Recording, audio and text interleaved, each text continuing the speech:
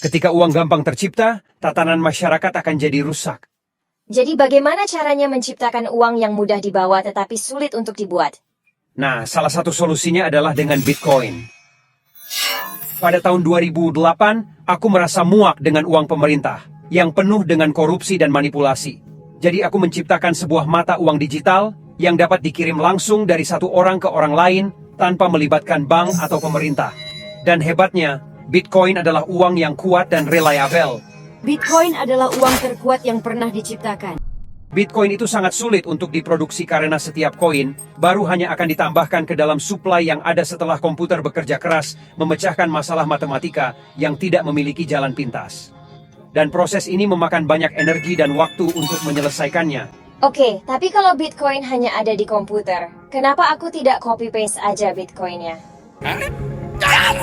Hal ini tidak akan bisa dengan Bitcoin.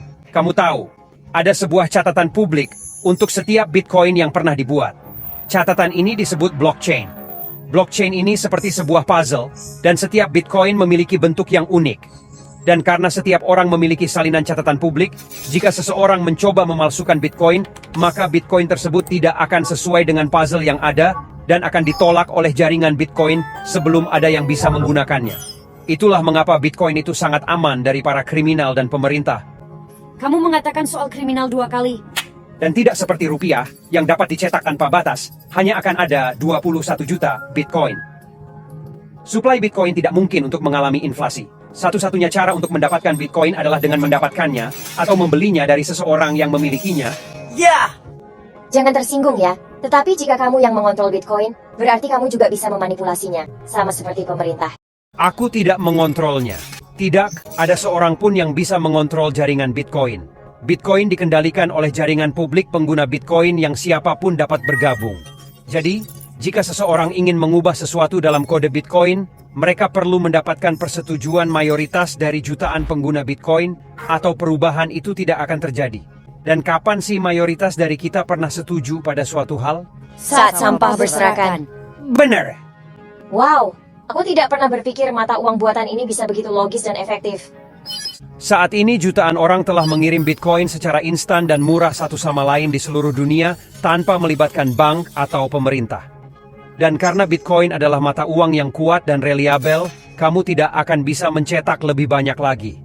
Ketika semakin banyak orang yang menggunakannya, maka semakin tinggi pula nilainya. Emily, jika kita menyimpan Bitcoin, kita bisa menjadi kaya. Aku akan mampu membayar uang kuliah dan kamu bisa mendapatkan apa yang kamu inginkan. Harap perhatikan, aku tidak bilang kalau Bitcoin akan membuat kamu jadi kaya dengan cepat, atau menjadi tidak kaya. Saat ini, hanya sekitar 1% orang di dunia yang memiliki Bitcoin. Dan karena Bitcoin dalam masih tahap adopsi, harganya terkadang naik atau bahkan turun. Selain itu, investasi yang tidak berpotensi menguntungkan dapat jadi berisiko. Gunakan Bitcoin untuk menyimpan uang. Kami tahu. Wow, sekarang aku mengerti. Uang yang baik seharusnya mudah digunakan tetapi sulit untuk diciptakan. Dan karena Bitcoin bersifat digital, Bitcoin cepat dan murah untuk dipakai, dan blockchain membuatnya sulit untuk mengalami inflasi. Makasih ya Pak Satoshi. Apa? Tuan Satoshi? Dia sudah pergi?